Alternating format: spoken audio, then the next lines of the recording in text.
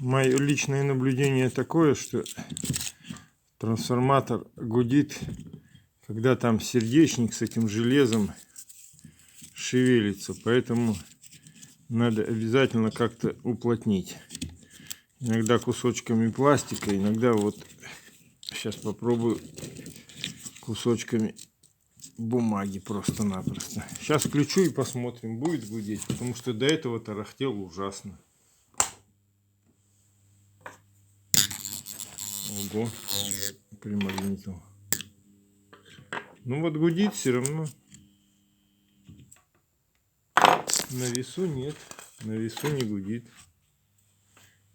Вот он заткнулся, а до этого гудел ужасно.